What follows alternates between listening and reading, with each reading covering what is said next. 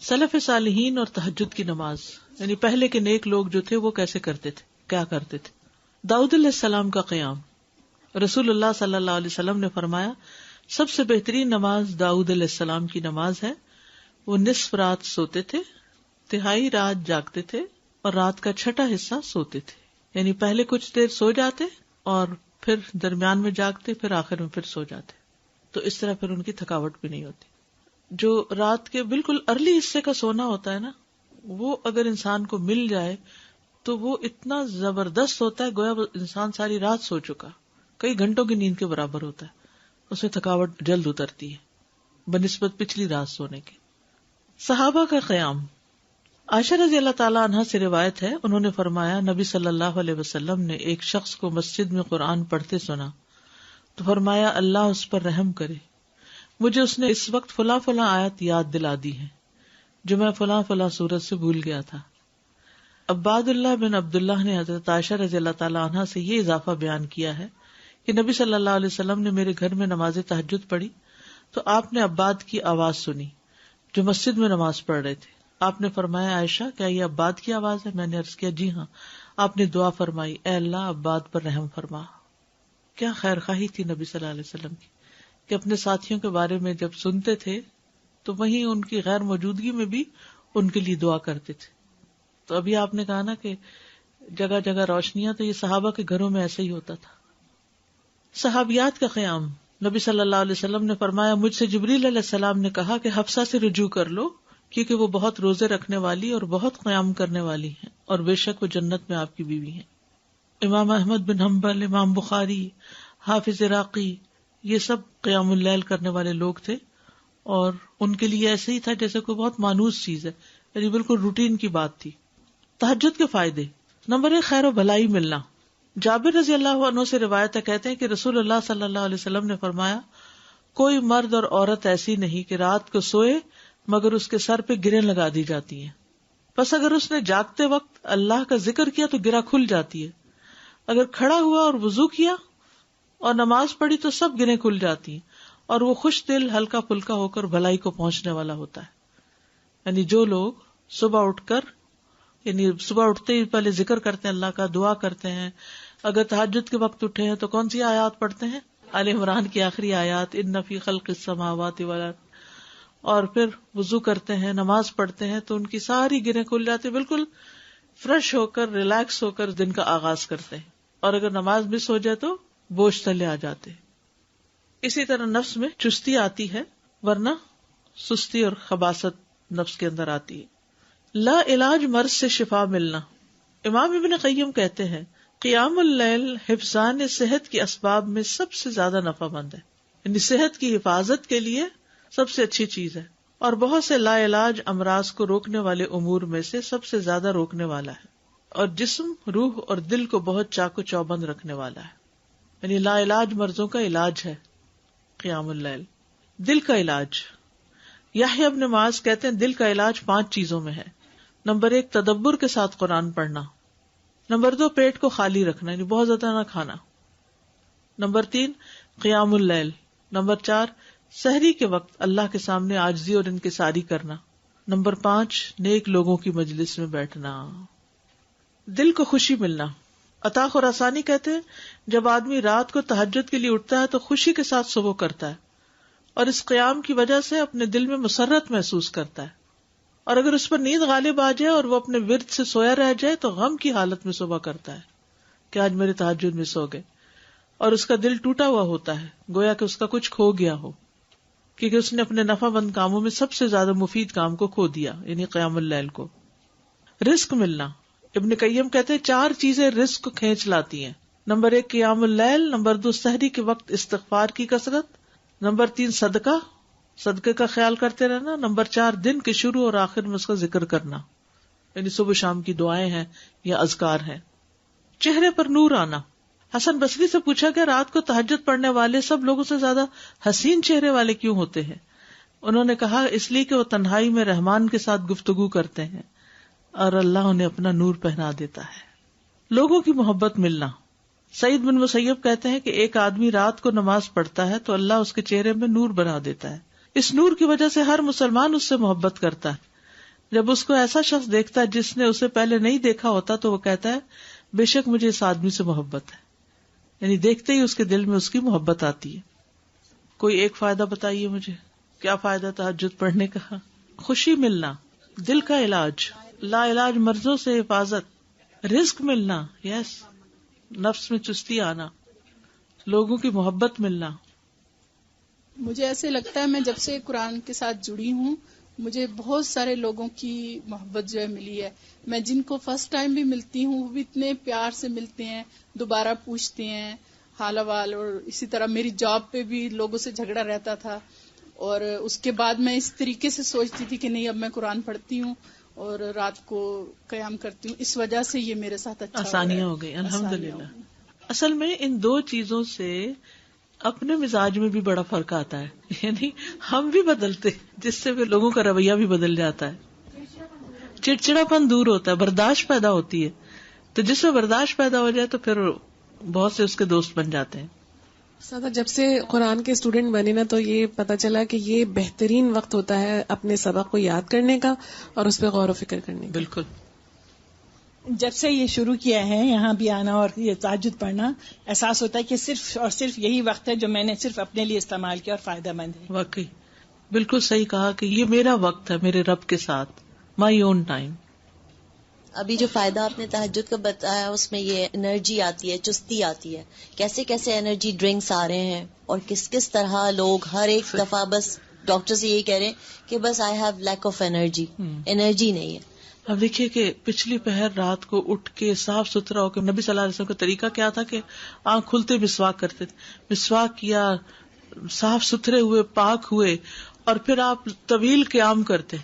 اب کیا کہتے ہیں، کھڑے ہو کے آفس میں کام کریں، اسٹینڈنگ آفیسز بن رہے ہیں، یعنی قیام کی حالت میں کمپیوٹر استعمال کرے. تو یہ قیام اگر کسی نے صبح صبح ہی کر لیا ہو، اور پھر نبی صلی اللہ علیہ وسلم کے قیام جتنا ہی ان کا رکوع بھی ہوتا تھا، اتنی دیر آپ جھکے ہوئے، اتنی دیر آپ کا سر سجدے میں پڑا ہوا، صحت ہی صحت ہے، ایکسرسائز ہی ایکسرسائز ہے. فجر سے تھوڑی دیر پہلے اٹھ کے قیام کرنا، میں نے کسی لیکچر میں یہ سنا تھا کہ مطلب ٹھیک ہے آپ یہ تو کرتے ہیں لیکن یہ بیسیکلی وہ قیام اللیل نہیں ہے، یہ کچھ اور ہی چیز ہے. نہیں ایسا کچھ نہیں. دیکھیے یہ اور کیا ہے، مطلب ان کا کہنے کا مطلب یہ تھا کہ ہم جیسے یہ سست لوگوں کے لیے ہے کہ اچھا چلو فجر سے ذرا سا پہلے اٹھ کے کر لیا، ورنہ بیسیکلی رات کی ڈیپ میں اٹھیں اور اس وقت کریں. وہ تو بالکل ٹھیک ہے. جیسے بہترین قیام جو ہے وہ داؤد علیہ السلام کا ہے، جو اٹھتے تھے پھر پڑھتے تھے پھر لیٹ جاتے تھے، آدھی رات کے بعد اٹھتے تھے، پھر ایک تہائی کے بعد پھر وہ چھٹا حصہ جو تھا پھر دوبارہ سو جاتے تھے. لیکن یہ کہ عشاء کے ساتھ بھی ایکسٹرا نوافل سے بھی چاہے نہ بھی سوئے ہوں وہ بھی قیام ہوتا ہے. یعنی رات کے نوافل چاہے اول حصے میں پڑھ لیں، چاہے درمیان میں، چاہے آخر میں. ہاں یہ ایکسٹرا بات ہے کہ جس کام میں جو جتنی مشقت کرتا ہے اس کا اجر اتنا ہی زیادہ بڑھ جاتا ہے. آخری وقت میں اٹھنے والوں کا کم ہے اور پہلے اٹھنے والوں کا زیادہ ہے obviously. لیکن آخری حصہ لاسٹ 1/3 جو ہے اس میں اللہ تعالیٰ آسمانی دنیا پر آتے ہیں، تو وہ اس لحاظ سے زیادہ بہتر. اور سحری کا وقت جو ہے اس کی دعائیں قبول ہوتی ہیں. تو اس لیے اس وقت کو یہ نہیں سمجھنا چاہیے کہ یہ صرف سستی کا وقت ہے، بلکہ بڑے اجر کا وقت بھی ہے. اور پھر یہ جو ہم کہتے ہیں نا کسی کو چلو 10 منٹ پہلے اٹھ کے پڑھ لو، یہ صرف اس لیے کہتے ہیں کہ 1-2 پڑھیں گے مزہ آئے گا، پھر 10 کے وہ پیچھے اور 10 چلے جائیں گے. بگننگ بھی ہے بالکل، اسٹیپ بائی اسٹیپ، تھوڑا تھوڑا. ورنہ 1-2 دن تو جذبات میں آ کے اٹھیں گے تو پھر چوتھے دن پھر سوچ پڑے ہوں گے. تہجد کا وقت عشاء کے بعد سے طلوع فجر تک، عشاء کے بعد سے طلوع فجر تک نبی صلی اللہ علیہ وسلم نے فرمایا اللہ نے تمہیں مزید ایک نماز عطا کی ہے جو کہ وتر یعنی تہجد ہے، اسے نماز عشاء اور نماز فجر کے درمیانی وقفے میں پڑھ لیا کرو. ٹھیک ہے نا، یہ سلسلہ صحیحہ کی حدیث ہے. کب سے کب تک ہے تہجد کا وقت؟ عشاء کے بعد سے فجر تک. اٹھنے کا بہترین وقت مسند احمد کی روایت ہے، ابو مسلم سے روایت ہے کہ میں نے ابو ذر رضی اللہ عنہ سے پوچھا رات کے کس حصے میں قیام کرنا سب سے افضل ہے؟ ابو ذر رضی اللہ عنہ نے کہا میں نے بھی رسول اللہ صلی اللہ علیہ وسلم سے اسی طرح سوال کیا تھا جس طرح تم نے مجھ سے کیا. آپ نے فرمایا رات کے پچھلے پہر، یہ رات کے پچھلے پہر یا نصف رات میں، لیکن ایسا کرنے والے بہت تھوڑے ہیں. یعنی مشکل ہے نا آدھی رات کو اٹھنا. آپ مثلاً سوئے ہیں 10 بجے اور 12 بجے پھر اٹھ جائیں تو مشکل ہوگا. رات کے آخری حصے میں قیام کرنا. جابر رضی اللہ عنہ سے روایت ہے, انہوں نے کہا میں نے نبی صلی اللہ علیہ وسلم کو فرماتے ہوئے سنا, تم میں سے جسے یہ خدشہ ہو کہ وہ رات کے آخر میں نہیں اٹھ سکے گا تو وہ وتر پڑھ لے پھر سو جائے, اور جسے رات کے قیام کا یقین ہو وہ رات کے آخر میں وتر پڑھے, کیونکہ رات کے آخری حصے میں قرات کے وقت حاضری دی جاتی ہے اور یہ بہتر ہے. ٹھیک ہے, تو رات کا آخری حصہ بھی اچھا ہے. آخری پہر دعاؤں کی قبولیت کا وقت بھی ہے. عمرو بن ابسہ سے مرفوعاً روایت ہے کہ رات کی نماز 2 رکعت ہے اور رات کے آخری حصے میں دعا سب سے زیادہ قبول ہوتی ہے. رات کے آخری حصے میں دعا سب سے زیادہ قبول ہوتی ہے. نبی صلی اللہ علیہ وسلم کے اٹھنے کا وقت. مسروق سے روایت انہوں نے کہا میں نے عائشہ رضی اللہ عنہا سے پوچھا کہ نبی صلی اللہ علیہ وسلم کو سب سے زیادہ کون سا عمل پسند تھا؟ انہوں نے فرمایا وہ عمل جو ہمیشہ ہوتا رہے. میں نے کہا آپ رات کو کب اٹھتے تھے؟ انہوں نے فرمایا جب مرغ کی آواز سنتے تو اٹھ جاتے. اب دیکھیے اس وقت گھڑیاں نہیں تھی, لیکن اللہ نے نیچرلی یعنی کہ ایک وقت تہجد کا جو تھا اس میں مرغ اذان دیتا ہے تو وہ بھی ایک الارم کی طرح ہے. آپ کو پتہ ہے کراچی کا تو کچھ نہ پوچھے, اس لیے کہ فرسٹ ٹائم کراچی میں میرے ساتھ یہ ایکسپیرینس ہوا کہ رات کے وقت کبے بول رہے ہیں, رات کے وقت کبے بول رہے تھے. یہ فرسٹ ٹائم میں نے دیکھا تو میں نے کہا یہ کیا ہوا ہے, یعنی میں پریشان ہو گئی جب شروع میں گئی وہاں کہ یہ کیا ہو رہا ہے. پھر مجھے سمجھ میں آیا کہ یہاں کراچی میں تو ساری رات ٹریفک چل رہی ہوتی ہے اور لوگ جاگ رہے ہوتے ہیں, کہ کراچی میں لوگ رات کو زیادہ جاگتے ہیں, تو وہ پھر کبھی بھی جاگنے لگ گئے. کھانا ملتا ہے, بالکل کھانا بھی ملتا ہے. آپ دیکھیں ریسٹورینٹس کے باہر وہ پرندے اڑ کے رات کے وقت آ کے بیٹھ کے جاتے ہیں, کیونکہ دن کو وہ سب بند پڑا ہوتا ہے بےچارے, ان کا رزق بھی رات کو کھلتا ہے. ان کا یعنی کہ وہ سارا سسٹم ڈسٹرب ہو چکا ہے, جیسے انسان ڈسٹرب ہو گئے تو پرندے بھی ڈسٹرب ہو گئے. حضرت عائشہ سے روایت فرماتی ہیں آپ صلی اللہ علیہ وسلم شروع رات میں سوتے اور آخر رات میں بیدار ہو کر تہجد کی نماز پڑھتے. نبی صلی اللہ علیہ وسلم کا نصف رات کو اٹھنا, آدھی رات کو, یہ وہ حضرت ابن عباس والی روایت ہے جس میں ابن عباس آپ صلی اللہ علیہ وسلم کے گھر میں آ کر رکے تھے اور پھر جب آدھی رات گزر گئی تو آپ بیدار ہو کر تہجد پڑھنے لگے. نبی صلی اللہ علیہ وسلم کا سحری سے قبل نماز سے فارغ ہونا. حضرت عائشہ کہتی ہیں کہ جب سحری کا وقت ہوتا تو میں نبی صلی اللہ علیہ وسلم کو اپنے پاس سویا ہوا ہی پاتی, یعنی آپ تہجد پڑھ کے دوبارہ سو جاتے تھے. حضرت عائشہ سے روایت بیان کرتی ہیں کہ بلا شبہ اللہ عز و جل رسول اللہ صلی اللہ علیہ وسلم کو رات میں جگا دیتے, چنانچہ صبح نہ ہو پاتی کہ آپ اپنے معمول کی عبادت سے فارغ ہو چکے ہوتے تھے. یہاں تک کوئی بات کرنا چاہیں؟ السلام علیکم سادہ. کل میں نے کسی کے یہاں سنا تھا کہ وہ فیض سید کا لیکچر تھا, تو کہہ رہے تھے کہ میں جب کہیں سفر سے واپس آ رہے تھے تو دیکھا تو میں ہندوؤں کے محلے سے گزرا تو رات کو سارے بتیاں بند تھی, سب کچھ خاموشی تھی, کیونکہ انڈیا میں الگ الگ محلے ہوتے ہیں. تو پھر جب مسلمانوں کے ایریا سے گزرا تو بولے وہاں سب اتنی چہل پہل تھی اور اتنا ہنگامہ تھا, کھانے وہ ہو رہے ہیں. تو بولے میں نے جا کے دکان والوں سے کہا کہ آپ لوگ یہ کیا کر رہے ہیں, جا کے سو جائیں, اور دوسرے دن دیکھیں 2 دن لوگ نہیں آئیں گے اور بعد میں آ جائیں گے. تو کہنے لگے کہ نہیں یہی تو کمائی کا وقت ہوتا ہے, ہمارے لوگ تو اسی وقت تو آتے ہیں.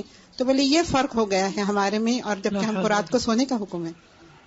جب ہم یہاں پر کسی کو تہجد کی بات بتاتے ہیں یا مردوں میں خاص طور پہ بات ہوتی ہے تو کہتے ہیں کیا آپ چاہتے ہو ہم سارا کام چھوڑ کے بس نمازیں ہی پڑھتے رہیں؟ اگر ہم رات کو اٹھیں گے, پھر صبح اٹھیں گے, پھر اشراق پڑھیں گے, پھر واپس ظہر کی ٹائم آ جائے گی, تو پھر عصر, پھر مغرب, آپ کہاں کریں گے؟ یہی تو آپ کے ریلیکس ہونے کا ٹائم ہے.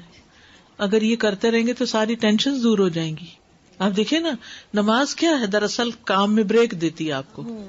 ٹھیک ہے, تو باقی 5 تو کہتے ہیں ٹھیک ہے, بولتے ہیں رات میں بھی ہم اٹھیں تو پھر تو ہم ریٹائرمنٹ لے کے گھر ہی بیٹھ جائیں. دیکھیے ایسے لوگ بھی موجود ہیں کہ جو کام بھی کرتے ہیں اور اللہ ان کو توفیق دیتا ہے تو یہ کچھ بھی کر لیتے, تھوڑا وقت نکال لیتے ہیں. اللہ سبحانہ تعالیٰ کی توفیق سے ہی سارے نیکی کے کام ہوتے ہیں. اللہ ہم سب کو توفیق دے. اصل میں اس میں طبیعتیں مختلف ہیں نا. کچھ لوگوں کی نیند پوری نہ ہو تو انہیں بلڈ پریشر ہائی ہو جاتا ہے. کچھ لوگ ایسے ہیں کہ جن کو دن میں تھکا دینے والا کام ہوتا ہے تو ان کو رات کی نیند چاہیے ہی چاہیے ہوتی ہے جسم کی مرمت کے لیے. تو اس میں پھر ان کا اجر کسی اور چیز میں لکھا ہوتا ہے. ہو سکتا ہے وہ صدقہ خیرات بہت کرتے ہوں, ہو سکتا ہے وہ دوسروں کے کام بہت آتے ہوں. تو اللہ نے مختلف لوگوں کے حصے میں مختلف نیکیاں لکھی ہیں.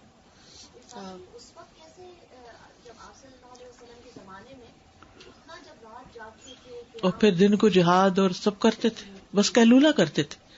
وہاں جو تھی بڑی اہم بات وہ قیلولہ تھی، کیونکہ قیلولہ کرنے سے آپ دیکھیں گے کہ آپ کو ایک دوسرا دن مل جاتا ہے، اور جیسے حدیث میں بھی آتا ہے کہ رات کی عبادت کے لیے قیلولہ سے مدد لو. ساتھ میں یہ سوچ رہی تھی کہ جیسے اللہ سبحانہ تعالیٰ نے قرآن میں آپ صلی اللہ علیہ وسلم کو یہ بتایا کہ فسجد لہ وسبح لیلا طویلا، تو میں سوچتی کہ یہ والی جو راتیں ہیں لیلا طویلا، وہ لوگ جو پورا سال بہت مصروف رہتے ہیں ارلی مارننگ جاب، تو میں کہتی ہوں ان راتوں میں جو ہے نا لمبی والی راتیں، مجھے لگتا ہے ہر کوئی تہجد کی پریکٹس کر سکتا ہے. تہجد کے لیے بیدار ہونے کی سنتیں: آنکھ کھلنے پر دعا پڑھنا.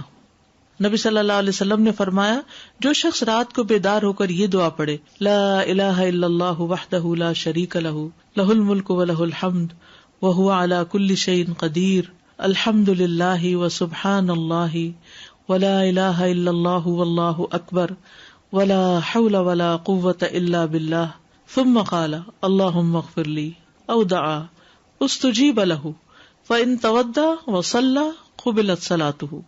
نبی صلی اللہ علیہ وسلم نے فرمایا جو شخص رات کو بیدار ہو کر یہ دعا پڑھے لا الہ الا اللہ آخر تک، اور پھر کہے اللہم اغفر لی، اے اللہ میری مغفرت فرما، یا کوئی اور دعا کرے جو اس کی دعا ہے، تو اس کی دعا قبول ہوتی ہے. پھر اگر اس نے وضو کیا اور نماز پڑھی تو نماز بھی قبول ہوتی ہے. ٹھیک ہے. آل عمران کی آخری 10 آیات پڑھنا. ابن عباس نے ابو المتوکل کو بتایا کہ انہوں نے ایک رات نبی صلی اللہ علیہ وسلم کے ہاں گزاری، تو اللہ کے نبی رات کے آخری حصے میں اٹھے، باہر نکلے اور آسمان پر نظر ڈالی، پھر سورۃ آل عمران کی آیت پڑھی ان فی خلق السماوات والارض. 3 بار وقفے سے اٹھنا. ابن عباس کہتے ہیں وہ ایک رات رسول اللہ صلی اللہ علیہ وسلم کے ہاں سوئے تو رات کو آپ جاگے، مسواک کی اور وضو فرمایا. آپ اس وقت یہ آیات پڑھ رہے تھے ان فی خلق السماوات والارض. یہ آیات تلاوت فرمائی حتیٰ کہ سورت ختم کی، پھر آپ کھڑے ہوئے اور 2 رکعتیں پڑھی، ان میں بہت طویل قیام، رکوع اور سجدے کیے، پھر واپس پلٹے اور سو گئے، یہاں تک کہ آپ کی سانس کی آواز سنائی دینے لگی. پھر آپ نے اسی طرح 3 دفعہ کیا، 6 رکعتیں پڑھی. ہر دفعہ آپ مسواک کرتے، وضو فرماتے اور ان آیات کی تلاوت فرماتے. پھر آپ نے 3 وتر پڑھے، پھر مؤذن نے اذان دی تو آپ نماز کے لیے باہر تشریف لے گئے. یعنی بار بار وضو کیا، بار بار مسواک کیا اور بار بار ان فی خلق پڑھا اور عبادت کی.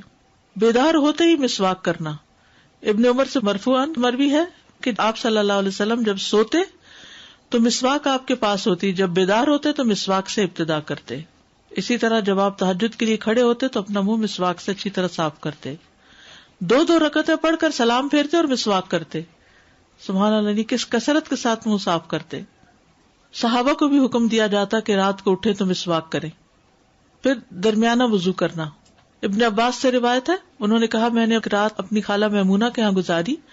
نبی صلی اللہ علیہ وسلم رات کو اٹھے اور اپنی ضرورت کی جگہ آئے، پھر اپنا چہرہ اور دونوں ہاتھ دھوئے، پھر سو گئے اور پھر اٹھے اور مشکیزے کے پاس آئے، اس کا بندھن کھولا، پھر 2 وضو کے درمیان کا وضو کیا، یعنی ہلکا سا وضو، اور پانی زیادہ استعمال نہیں کیا اور اچھی طرح وضو کیا، پھر اٹھے اور نماز شروع کی. یہاں تک اگر کوئی بات پوچھنی ہے تو. مجھے ذہن میں یہ بات آ رہی تھی کہ یہ جو وقفے سے اٹھنا ہے تو یہ تجربہ ہے کہ ایک نیند کا ایک سائیکل ہوتا ہے، ہر 1.5 گھنٹے کے بعد آنکھ کھل جاتی ہے. جی بالکل صحیح کہا آپ نے. تو یہ سبحان اللہ، یہ اللہ نے خود ہی نظام رکھا ہے، اگر اس سے فائدہ اٹھا لیں تو. بالکل انسان کو سائڈ بدلنے کی ضرورت پیش آتی ہے اور اس وقت ایک دفعہ تو پوری آنکھ کھلی جاتی ہے. صبح دیر سے آنکھ کھلے تو فجر کی نماز پڑھے تو کیا وہ ہوگی ہماری قضا؟ کتنے بجے آنکھ کھلے مثلا؟ جیسے 8 بجے 9 بجے تو جب پھر تو قضا ہی ہوگی. چاش کا وقت آ جائے گا تو قضا ہوگی. جی قضا ہوگی. اور عشاء کی بھی قضا ہوتی ہے؟ نہیں، وہ تو ظہر سے پہلے پڑھ سکتے ہیں، تو وہ لیٹ پڑھ سکتے ہیں پھر. اچھا، عشاء چاش دونوں. میری تہجد میں تو میری تو پوتی اٹھ جاتی ہے، وہ مجھے تہجد پڑھاتی ہے پھر. چلیں الحمدللہ. کم سے کم اور زیادہ سے زیادہ تعداد کتنی رکعتیں پڑھنی چاہیے؟ ٹھیک ہے، یہ بھی بڑا اہم سوال ہے. اکثر لوگ پوچھتے ہیں تہجد کتنی رکعتیں، تو یہ ظہر اثر وغیرہ کی طرح مقرر رکعتیں نہیں ہیں، اس میں وسعت ہے. ٹھیک ہے، کم سے کم اور زیادہ سے زیادہ تعداد. ابن عثیمین کہتے ہیں نبی صلی اللہ علیہ وسلم سے رات کی نماز کے متعلق سوال کیا گیا تو آپ نے فرمایا رات کی نماز 2 رکعت ہے، مثنا مثنا، اور آپ نے اس کو کسی تعداد کے ساتھ متعین نہیں کیا. آپ نے یہ نہیں فرمایا 4 ہے، 6 ہے، 8 ہے، 10 ہے، نہیں. کیا فرمایا؟ 2 ہے. تو جب نبی صلی اللہ علیہ وسلم نے اس کے لیے کسی گنتی کو متعین کیے بغیر کیفیت کو واضح کر دیا تو اس سے معلوم ہوا کہ نماز کا معاملہ اس بارے میں وسعت رکھتا ہے، یعنی اس میں کافی گنجائش ہے. انسان 100 رکعتیں بھی پڑھ سکتا ہے اور 1 رکعت کے ساتھ اس کو وتر بنا سکتا ہے. تو اصل بات یہ کہ انسان جتنی طاقت پاتا ہے اتنی رکعتیں ادا کر لے. ٹھیک ہے. ابن باز رات کی نماز کی تعداد کے متعلق کہتے ہیں کہ یہ بات ہر انسان کی طاقت کی طرف لوٹتی ہے، اور نبی صلی اللہ علیہ وسلم 11 رکعت ادا کرتے اور 2 رکعت پر سلام پھیرتے.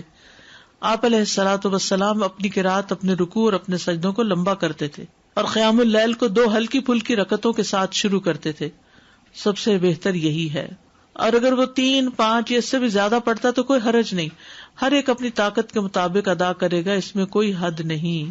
لیکن سب سے افضل صورت 11 رکعت نماز پڑھنا ہے، 8 تہجد اور 3 وتر. نبی صلی اللہ علیہ وسلم کا رمضان اور غیر رمضان میں 11 رکعت سے زیادہ نہ پڑھنا. ابو سلمہ بن عبد الرحمن سے روایت ہے، انہوں نے عائشہ رضی اللہ تعالی عنہا سے پوچھا، اور یہ صحیح مسلم کی روایت ہے، کہ رمضان میں رسول اللہ صلی اللہ علیہ وسلم کی نماز کیسے ہوتی تھی؟ انہوں نے جواب دیا، رسول اللہ صلی اللہ علیہ وسلم رمضان اور اس کے علاوہ دوسرے مہینوں میں فجر سے پہلے 11 رکعتوں سے زیادہ نہیں پڑھتے تھے. شیخ البانی کہتے کہ صحیح نص کے ذریعے رسول اللہ صلی اللہ علیہ وسلم کے فعل سے قیام اللیل کی رکعات کی تعداد 11 ثابت ہے، اور جب ہم اس میں غور کرتے ہیں تو ہمارے لیے انتہائی واضح طور پہ ظاہر ہو جاتا ہے کہ آپ اپنی پوری زندگی اس گنتی پر قائم رہے، خواہ رمضان ہو یا اس کے علاوہ آپ اس سے زیادہ نہیں پڑھتے تھے. جہاں 13 کی بات آتی ہے نا تو وہ 2 سنت فجر کی بھی شامل کر لیتے ہیں. حضرت عائشہ سے روایت ہے، نبی صلی اللہ علیہ وسلم رات کو 11 رکعتیں پڑھتے، 8 رکعتیں تہجد اور 3 وتر.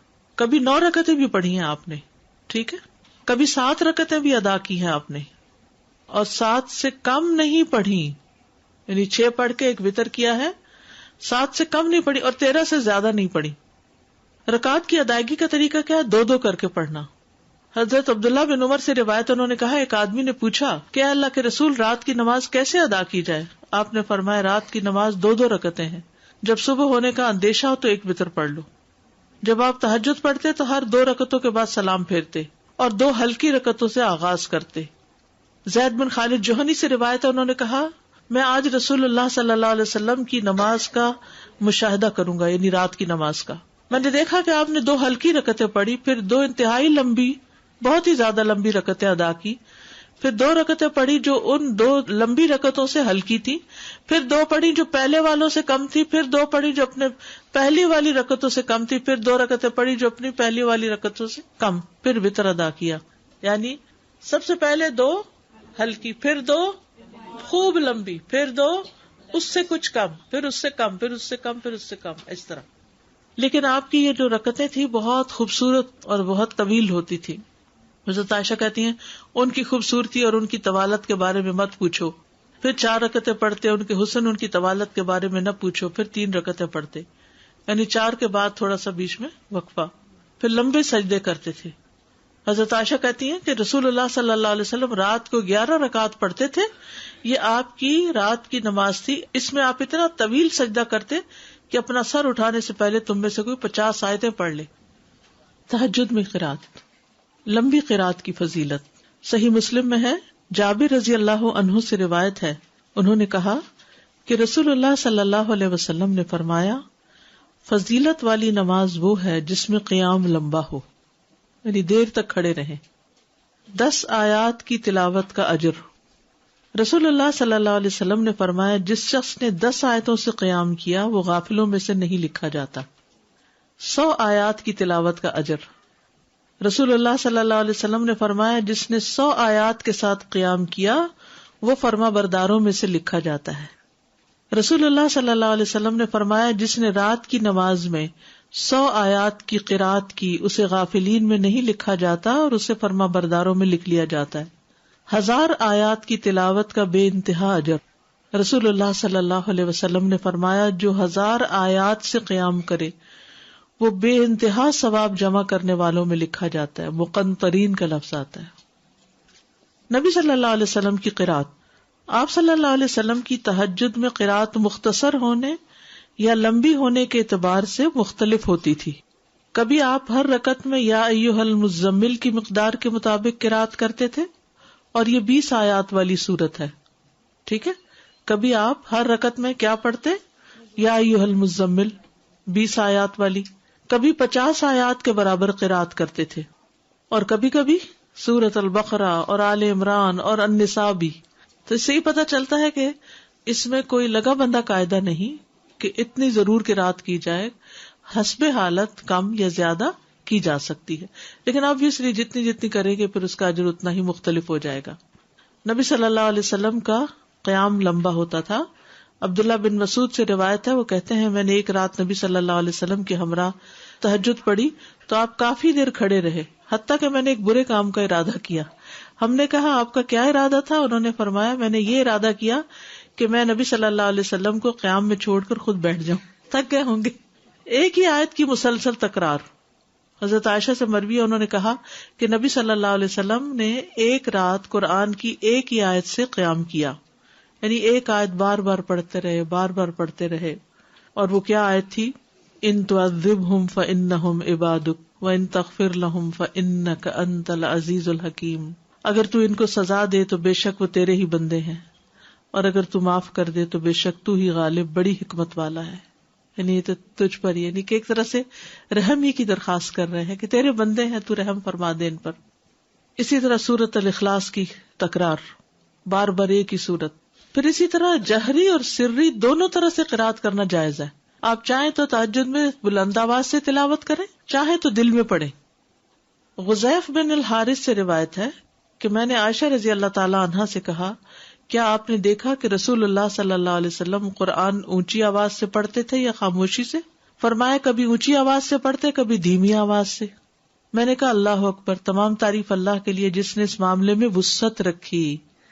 اب یہ اختلاف نہیں، کیا ہے؟ وسعت ہے. ابو ہریرہ سے روایت ہے، وہ بیان کرتے ہیں کہ نبی صلی اللہ علیہ وسلم رات کو کبھی بلند آواز سے اور کبھی دھیمی آواز سے قرات کرتے. ابن عباس کہتے ہیں کہ نبی صلی اللہ علیہ وسلم کی قرات اس قدر بلند ہوتی کہ صحن میں بیٹھا آدمی سن سکتا تھا جب آپ گھر میں یعنی کمرے میں ہوتے تھے. حضرت عائشہ سے مروی ہے کہ ایک شخص رات کو اٹھا اور قرات کرنے لگا. اس نے اپنی آواز بلند رکھی. جب صبح ہوئی تو رسول اللہ صلی اللہ علیہ وسلم نے فرمایا اللہ فلاں پہ رحم فرمائے، اس نے رات مجھے کتنی ہی آیتیں یاد دلا دی جو میں بھول چکا تھا. تو بعض اوقات اونچی قرات سے دوسرے لوگوں کو فائدہ ہو جاتا ہے جو آس پاس ہوتے ہیں. درمیانی آواز میں قرات. ایک رات نبی صلی اللہ علیہ وسلم نکلے اور ابو بکر رضی اللہ عنہ کے پاس سے گزرے. وہ نماز پڑھ رہے تھے اور ان کی آواز دھیمی تھی. راوی کہتے ہیں اور آپ عمر بن خطاب کے پاس سے گزرے، وہ بھی نماز پڑھ رہے تھے، ان کی آواز بہت بلند تھی.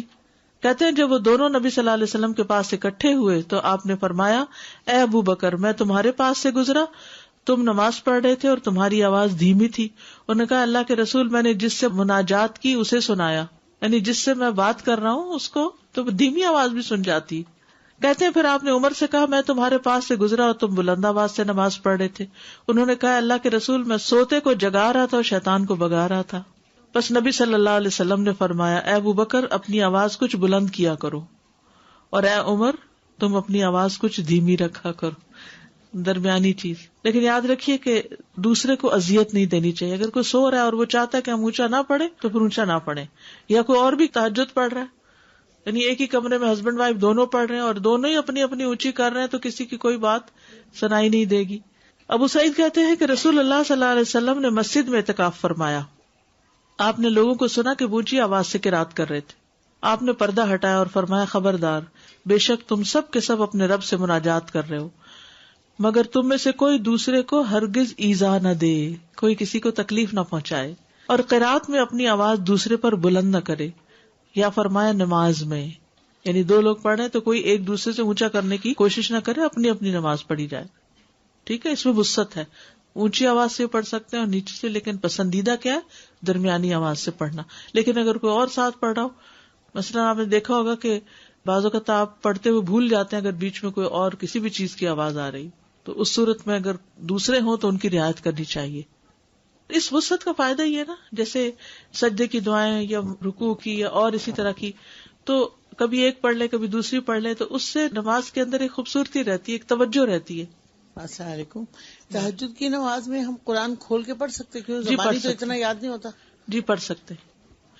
تہجد کی دعائیں ابن عباس کہتے ہیں کہ رسول اللہ صلی اللہ علیہ وسلم جب رات کی آخری تہائی میں نماز کے لیے اٹھتے تو فرماتے، یہ دعا آپ نے یاد کی ہے نا، اس کو پڑھیے.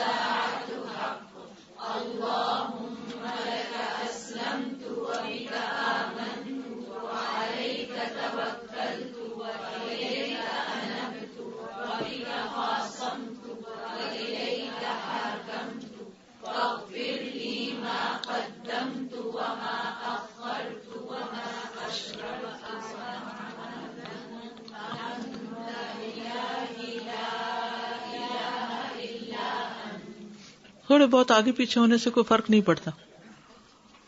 پھر ہے ہدایت کا سوال کرنا. ابو سلمہ بن عبد الرحمن بن عوف سے روایت ہے، کہتے ہیں کہ میں نے ام المومنین عائشہ رضی اللہ تعالی عنہا سے پوچھا کہ اللہ کے نبی جب رات میں نماز کے لیے کھڑے ہوتے تو کس دعا سے نماز کا آغاز فرماتے؟ انہوں نے فرمایا جب آپ رات میں نماز کے لیے کھڑے ہوتے تو اپنی نماز اس دعا سے شروع کرتے. پڑھیے.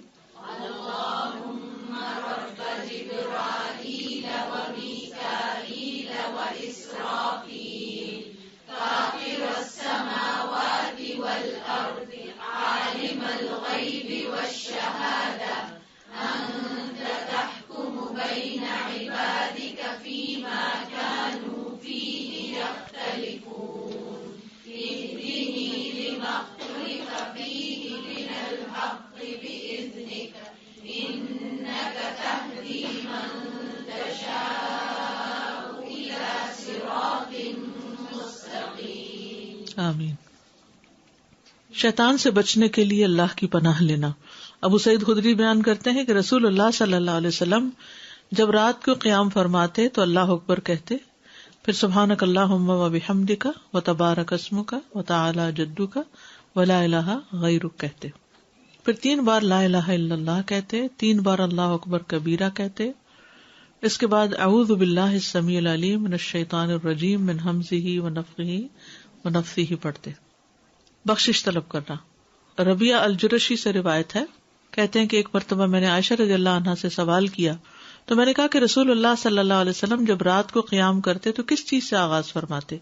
انہوں نے کہا کہ آپ 10 مرتبہ اللہ اکبر کہتے، 10 بار سبحان اللہ، 10 بار لا الہ الا اللہ، 10 بار استغفر اللہ، اور 10 مرتبہ یہ دعا اللہم اغفر لی واہدنی وارزقنی، اور پھر 10 بار یہ دعا اللہم انی اعوذ بک من الضیق یوم الحساب. دنیا کی تنگی سے دعا مانگنا. شریک حوزنی کہتے کہ میں ام المومنین عائشہ رضی اللہ عنہا کے پاس گیا اور ان سے پوچھا کہ رسول اللہ صلی اللہ علیہ وسلم جب رات کو اٹھتے تو کس چیز سے ابتدا کرتے؟ انہوں نے کہا تحقیق تو نے مجھ سے ایسا سوال کیا جس کے متعلق تجھ سے پہلے مجھے کسی نے نہیں پوچھا. آپ جب رات کو اٹھتے تو 10 بار اللہ اکبر کہتے، 10 بار الحمدللہ کہتے، 10 بار سبحان اللہ و بحمدہ کہتے، 10 بار سبحان الملک القدوس کہتے، 10 بار استغفر اللہ کہتے، 10 بار لا الہ الا اللہ کہتے، 10 بار اللہم انی اعوذ بک من ضیق الدنیا و ضیق یوم القیامہ. اس میں قیامت کی تنگی کا بھی ذکر آتا ہے اور دنیا کا بھی. پھر اسی طرح آپ اللہم اغفر لی واہدنی وارزقنی وعافنی بھی 10 دفعہ یہ اللہ اکبر الحمدللہ سبحان اللہ اور استغفر اللہ کرنے کے بعد یہ پڑھتے تھے. پھر سجدے کی دعا پڑھیے. سجدت و بک آمنت